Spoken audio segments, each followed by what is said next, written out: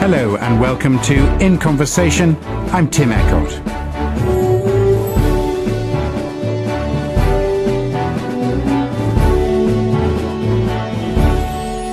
In April 2012, a man swam across the River Thames during the famous Oxford versus Cambridge boat race.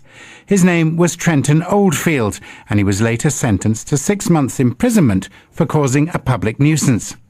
He says he wanted to stage a protest at elitism and inequality in British society. Trenton Oldfield is one of the founders of This Is Not a Gateway, which describes itself as a platform for critical projects and ideas related to cities. On his release from prison, Trenton came into our studios. I began by asking him what had prompted his protest in the first place. There's an infinite number of reasons, but the main ones, I guess, or the kind of pivotal moments that pushed me into the river, from the bank into the river, were in the 3 days before the boat race actually happened. There was 3 major laws that were introduced and passed in Parliament that had a significant impact on our future as, members of the community in Britain. That was they had passed the Queen had given royal assent to the bill that was to sell off the NHS, which is a major change to the social welfare agreement in this country. Secondly, was there was the introduction of the bill into Parliament that was going to be introduced, and it was introduced in the Queen's speech, that allowed the authorities to monitor all our digital equipment, all our correspondence, digital correspondence. And the last thing that pushed me really over the edge and into the water was the Minister for the Olympics said, you should dob in your neighbours if you think they might protest at the Olympics. And I thought, after the culmination of those 3 events, it becomes, I'm not sure, many people that protest may speak in the same way, it becomes quite a bodily experience of this kind of level of injustice that you feel and these kind of inequalities. So it was a kind of anger, would you describe it? A frustration, a sudden realisation that you felt things were not going the way they ought to? I've been working on issues of inequality for my entire adult life, and I've done all the right things. I've worked in the right jobs to address inequality. I've been on every protest march. I've done all the right kind of techniques, and that everybody expects, that the due diligent process and the right way of protesting, etc. And nothing was changing. So I was interested in how other methodologies, other protest tactics could be interwoven into that to try and create, I guess, more of a shock around issues. We're living in the most unequal city in the West, which is kind of crazy, and it's completely unnecessary. The level of income and the amount of money that exists in Britain, people shouldn't be living in poverty. The borough I live in, over 50% of children live in poverty. It's bordered by Canary Wharf and the City of London. Something is not right. There clearly needs to be some, serious work done. Even within the left, I wanted to provoke discussions about, tactics, methodologies of how to protest and what, provoke a kind of discussion around those issues as well. So what put the idea of the boat race? I mean, you say these 3 sort of parliamentary moves had sort of inflamed your sense of injustice, but why the boat race? Firstly, it's symbolic. I think, British people understand symbols very well. It's symbolic in that 70% of the cabinet that passed these laws were Oxbridge graduates. It's symbolic in that 3 weeks before the Oxford and Cambridge boat race is a race called the Head of the River race, where 403 boats race in exactly the same course. They go in the opposite direction, and Oxford and Cambridge, interestingly, don't compete. They have their own race separately, which I think is very interesting. That race, the Head of the River race, has no funding, no television coverage, is actually the premier rowing race in the country, not the Oxford and Cambridge boat race. And if you look at those kind of things about how on a weekend, which is an Easter weekend, which lots of people have a problem with people, doing sport on the Easter weekend, that the Oxford and Cambridge boat race chooses to do it on the, that weekend. They create their own little bubble of kind of reality. So it's kind of representative of, what's going on in society. It's this kind of separate race, lots of TV, lots of money, huge sponsored by corporate, entities, etc. They're a symbol for you. I mean, the fact that it's Oxford and Cambridge, the two most prestigious institutions, that it's historical. What does prestigious mean? That's one of the silliest words. It's like pride or... Well, they have an academic record that people respect. I've worked with a lot of people from Oxbridge, and they're not the most critical and rigorous people. I think what you'll find with Oxford and Cambridge is a lot of kind of people that become part of the mechanism, part of government. I mean, what were they called in China? People that, the mandarins. So one of your targets is the Oxbridge system. I mean, you targeted the boat race, but it sounds to me like not particularly. I mean, in essence, there's many problems with it. People that go to Oxford and Cambridge, it's not that matters. I mean, you can go to Oxford and Cambridge and be a brilliant critical thinker or lawyer or academic, or it doesn't mean A equals B. Oxford and Cambridge. It's more the kind of that was very symbolic of kind of British society of a problem. But you can go to Oxford and Cambridge and be a very critical, radical thinker. But the majority are not. The majority go there in the hope of becoming part of, the establishment, which is part of this British culture of kind of aspiration. Like you'll be a working class kid or something, and you'll want to go to Oxford and Cambridge to join the kind of a gravy train or something, rather than kind of do critical work. But isn't that just a practical reality? We're an old country, and institutions get refined to pick the best and train up people to serve the state in a way. I think every country is old, and this is another kind of thing that Britain has about itself that is something else. And it's honestly, in my experience, they're not the best. They may think they're the best, and that's an interesting kind of thing. But then, by and large, in my experience, not the best. So the boat race was central to you. I mean, you think the very idea of the boat race represented a lot of what defines Britain and defines the establishment, and that you feel is not worthy of the respect that perhaps people assume it is. I'm not interested in the debate about respect or not. I mean, that's an obsession that Oxford and Cambridge people have themselves. That's not me, but I think it was a symbol of the establishment and a symbol of kind of these two tiers that exist in Britain. So when did you actually come up with the idea of going into the river? I bought the wetsuit the day after the Minister for the Olympics said, Daubignon, and I think the boat race was the next day. So it was spontaneous. Had you swum in the Thames, though? I mean, most people are rather intimidated at the very idea of just leaving the bank, let alone swimming right into the middle of the river. Yeah, I think it's a shame that there's such a concern about swimming in the Thames. There's an actual place where I did it. There's an annual race right there called the Great River Swim, which is, it's been going, I think, close for a decade now, which I helped promote in previous years. I hadn't actually done the swim. I was involved with the promotion side, but I'd watched it many times, and I knew it was a relatively safe place to swim. It's a wonderful experience to swim in the Thames. Anyway, you succeeded in the sense that the race was halted, albeit temporarily. And then what happened? Were you pulled out of the water by a safety boat, or did you swim ashore? What happened then? Yeah, no, I was pulled out of the water by the umpires. Lovely chap who is the umpire came and picked me up. He was also in my court case, and kind of didn't speak in favour, but sort of in the court case sort of mentioned that there was no chaos and that it was quite calm. He's a very lovely man. What did he say to you when he pulled you onto the boat? He just pulled me on and plonked me there. Didn't really say anything. I think he called me over, so I swam over to the umpire's boat. I sat on the seat. He just said, "Sit there, don't move." He's a very nice man, and there was no kind of extra tension. I didn't feel threatened. I didn't think they felt threatened. It was a mild confusion. They were more. And then you were taken to the police station, and were you then formally charged with an offence? I was at I think 11 o'clock at night. I was formally charged. All these special detectives came and all this kind of, and they wanted to interview me and. So when did you first get the chance to actually say to a policeman or a lawyer or a journalist or whoever, I wanted to disrupt the boat race because I believe British society is unfair. Well, I don't just believe British society is unfair. I believe a culture of elitism that permeates throughout many societies is unfair. I think it was straight away. I mean, I said it straight away when the first police officer asked me what I did. I said it was a protest against elitism. What was his reaction? Fine. I mean, we've been talking about the idea of protest, raising the profile of protest, making a statement in some way that people will take note. Who did you want to notice this?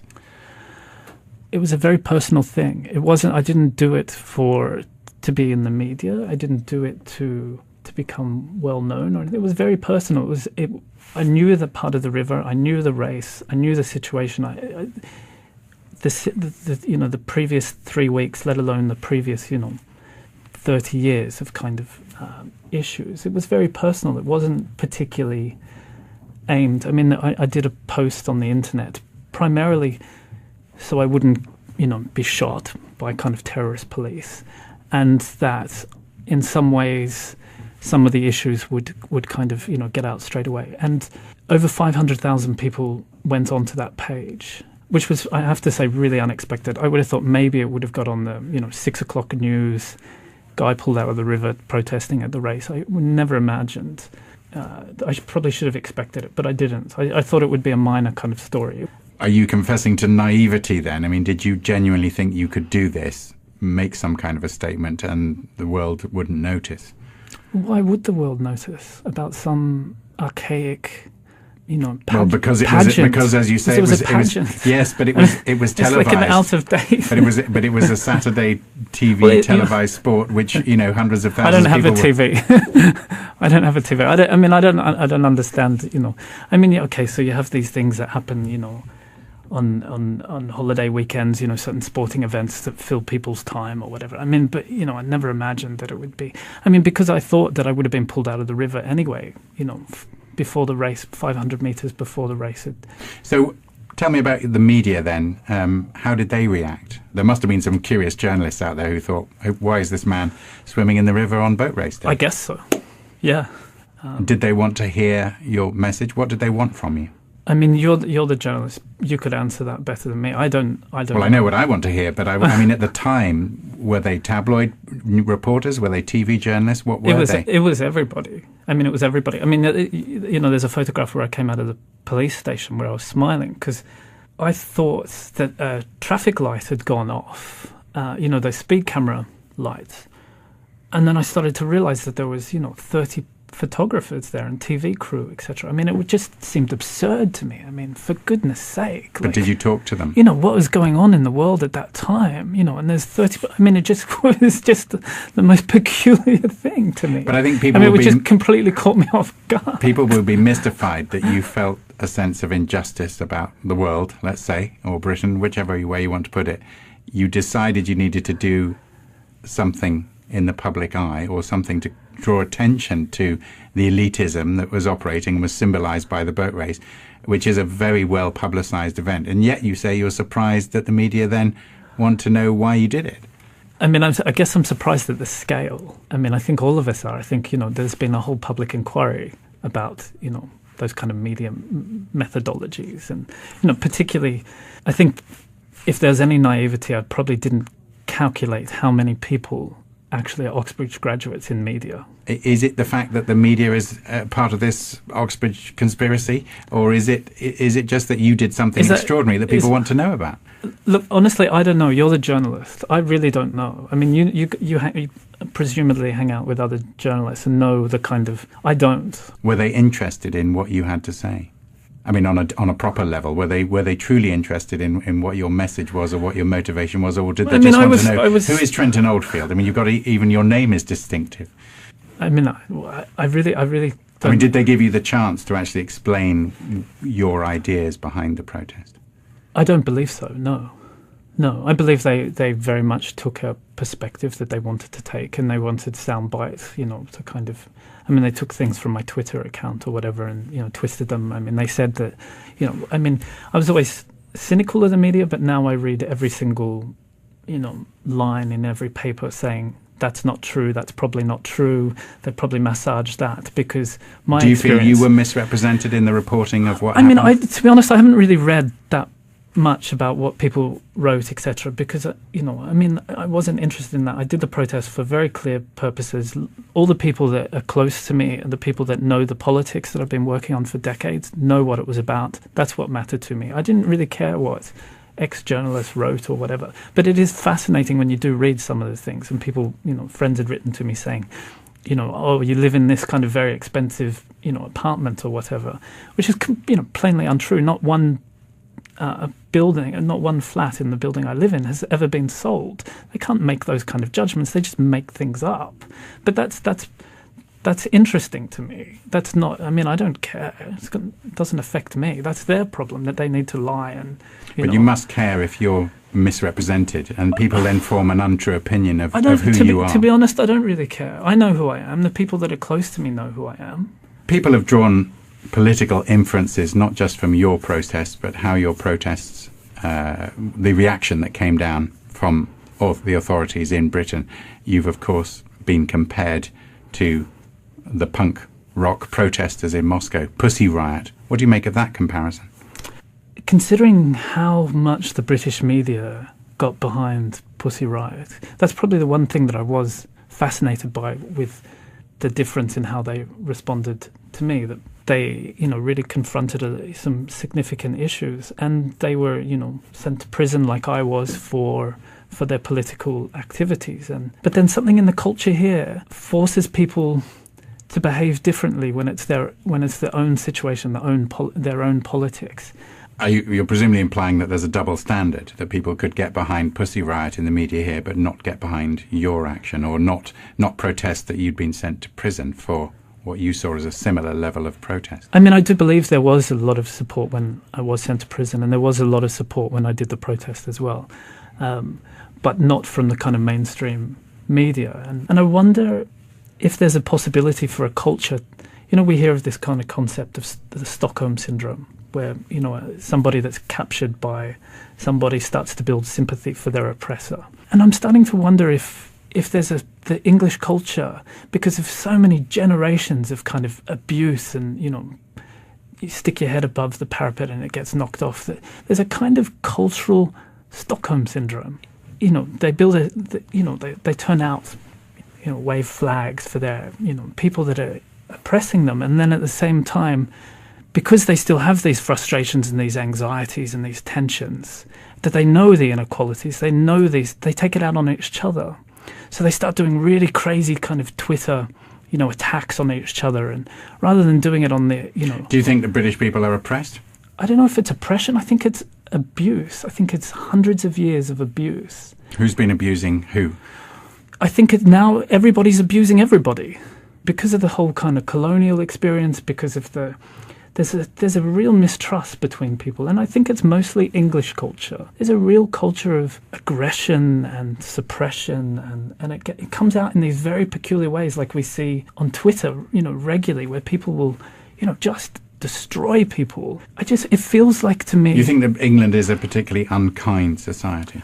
Not on a day-to-day level with people that you meet, but in these situations where things happen, where there's political context at stake, or and kind of maltreatment. I just need you to explain where you see this abuse, because most British people like to think that we live in a relatively free society, in a society that we would not swap for another. And people from many other cultures seem to want to come to Britain because they see it as a place where they can live more freely than they can in their own country. I think that's one of the most fascinating things, that they could possibly... Do you think you dispute it? I dispute it strongly. I've been in prison for a political protest. I'm fascinated with how many institutions in Britain are deeply corrupt. We pedophiles and, rigging of foreign exchange things, rigging of gas bills. I can't think of an institution in Britain that isn't deeply corrupt. And I don't think it's a conspiracy. I think it's momentum, and I think it has a lot to do with this kind of culture of wanting to kind of... it gets suggested here as kind of an aspirational culture to be kind of better. Or But a lot of people would say yes, we have uncovered that corruption. The media has uncovered that corruption. And it's actually because Britain is so open that we can now know about these things, that these things have come out. I know, and that's such... I love that. I love that kind of, that story that they tell about themselves. The government is acting on those things. I mean, the government is reacting to that knowledge. I mean, that is surely a sign that it's not corrupt. Reacting doesn't mean anything. Well, it does if they change the law. Possibly. I don't believe, for example, even if, for what we call the left were put in power here, that it would change. Because the culture creates this situation. Maybe it's capitalism, maybe it's Stockholm syndrome, but it creates this situation where the institutions end up becoming corrupt and are not working for the people. What I'm interested in is how do we make society more equal? Our society is going in the opposite direction. It's getting more and more isolated, more and more. People want to become more and more isolated. Buildings are getting bigger walls around them. People are becoming, you have to go through so many things to get into a radio station now. It's becoming more and more isolated step by step, rather than the opposite, which to me seems the direction we need to go, because you'll know most of the politicians, for example, in Parliament now, all had free education. All these important things where you have this potential to kind of have the maximum ability to live, to be free, are being reduced and isolated. How do you describe your politics? What are you? Are you an anarchist? Are you a communist? Are you a liberationist? I don't know. I'd love to know what other people think. I'd love to know what other people. I don't really know. I know what I'm interested in. I'm interested in creating a more kind of. Would you cast a vote? Is there a party that you would support here? I don't vote. I always write a kind of essay on the back of the form. I turn up and I donkey vote or whatever and write an essay which nobody will ever read or whatever. But isn't that pointless then? Aren't you? Isn't everything pointless? Isn't life? Is that your basic problem? Do you think life is pointless? No, of course not. I actually love life. I think that's probably the difficulty. Is I love everything. I'm in riding alongside the Thames today with the sun, and what motivates me is working towards equality. It's very clear, and it seems a very possible thing to be done. And we have the resources. There's an abundance in society, especially in Britain, which has managed to take stuff from everywhere. There's so much money here as a result of the colonial projects and slavery that were funded, etc. There's so much potential here. You've been to prison as a result of the boat race protest. What has going to prison made you feel about British society and about what you want to do about it? Well, I guess it's confirmed. If I needed any more confirmation of kind of the mechanisms and who the judiciary supports and, what its interests are, etc. My work continues. It continues. The same thing continues. It was a very invigorating experience for me to be in prison. I met some very good, interesting people. It was very interesting to learn about how simple it is to be in the wrong place at the wrong time and end up in prison. Nobody knows why they're in prison. Is it punishment, retribution, rehabilitation? What was it for you? I have no idea. I have no idea what prison... the people I shared cells with didn't know why they were in prison. Did you feel you were being punished? I didn't feel punished. I read non-stop. For me, it was an amazing experience. Surely not enjoyable. It wasn't unenjoyable. The people that suffer from prison are your relatives and your people that are close to you. Surely being told you go to sleep at this time, you get up at this time, you're locked in this room, surely that, for most people, is a living nightmare. I think a lot of people live that now on the outside, don't they? Because you didn't find it mentally or physically tough? I found talking to my partner tough because I know the stress that it put on her. But for me, no, it wasn't tough. But actually, once you're in prison, once you pass the threshold and you're in prison, you realize that it's not what it's kind of made out to be on television and in films and all that kind of stuff. There's an incredible camaraderie between the prisoners. There's a real unity, and it's not what people think at any stretch. And sounds like you're saying if Britain does one thing well, it does the prison thing well. I'm not saying anything at all like that. I'm suggesting that the people in there make do and build relationships and a solidarity that is not perceived by others that have never had anything to do with prison. Would you risk protesting again if you felt certain that you would go to prison again? I will continue definitely to do. I mean, all the work that I've continued. I write books, we hold discussions, we hold events. Are people likely to want to hear your message now, more, having gone to prison for your beliefs in a way? I have no idea. I have absolutely no idea. What do you think? Well, I'm interested. I think our listeners are interested, but I just wonder if the media have now lost interest in you now that you've been in prison, or whether people are approaching you to talk to you now. Yeah, people are approaching me. Media is not the point. I know that's probably unusual for people in the media to think, to hear that. What is the point? The point is to just continue to do what people, I'm not the only one in this situation. People are struggling every day. I want to continue all the work that I've been doing over the last, decade and a half. But basically spreading the word that there is inequality and people need to fight against it. I don't think I need to spread the word about inequality, because if you wake up in the morning in Britain, you know it.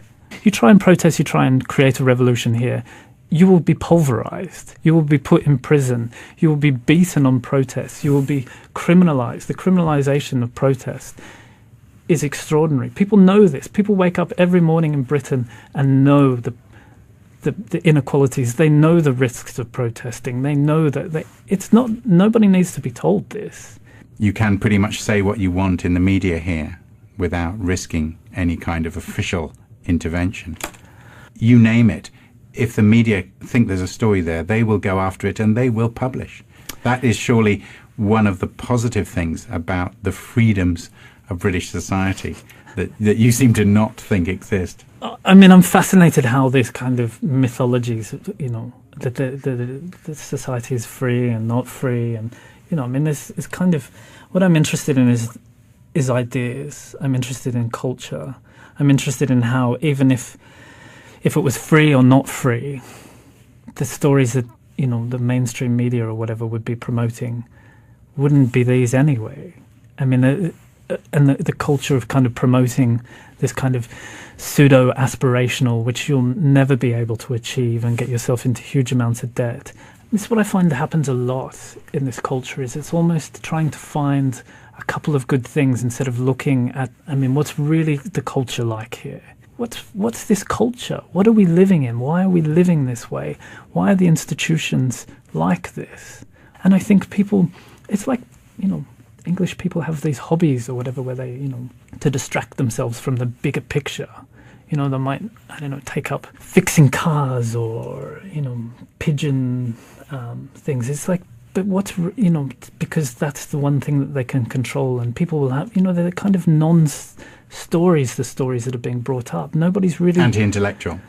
I don't know if they're anti-intellectual. I just think they're a distraction. There's, what I'm interested in, I know lots of other people are interested in, what is the culture? Let's look into our culture. Let's look into who we are. Let's look into what's created this situation over hundreds of years, from the colonial projects where we interpret ourselves as better, and we hold on to X or Y to kind of hold up ourselves, instead of really digging deep and kind of into the the big cultural issues that are at stake within us and at stake for our children. That was Trenton Oldfield, the man who disrupted the Oxford-Cambridge boat race by swimming across the Thames. I'm Tim Eckott, and you've been listening to In Conversation.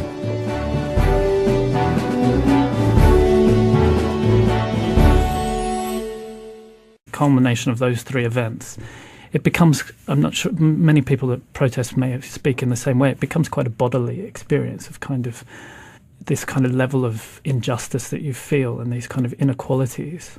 So it was a kind of anger, would you describe it? A frustration, a sudden realization that you felt things were not going the way they ought to? I've been working on issues of inequality for my entire adult life, and I've done all the right things. I've worked in the right jobs to address inequality.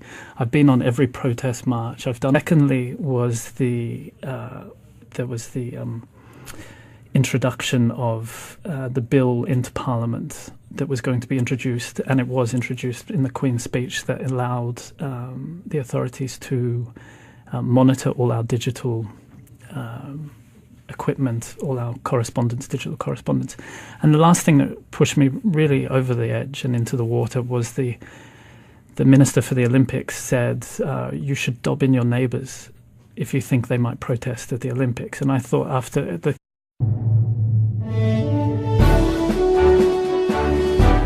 Hello and welcome to In Conversation. I'm Tim Eckott.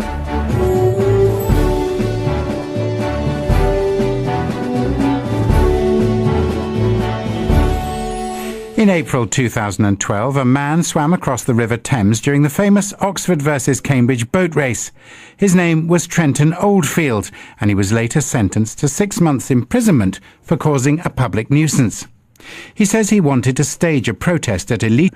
In the 3 days before the boat race actually happened, there was 3 major laws that were introduced and passed in Parliament that had a significant impact on our future as, members of the community in Britain. That was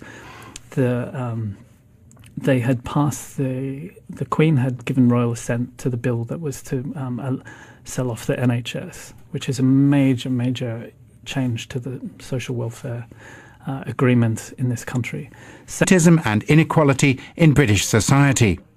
Trenton Oldfield is one of the founders of This Is Not a Gateway, which describes itself as a platform for critical projects and ideas related to cities. On his release from prison, Trenton came into our studios. I began by asking him what had prompted his protest in the first place. There's an infinite number of reasons, but the main ones, I guess, or the kind of pivotal moments that pushed me into the river, from the bank into the river, were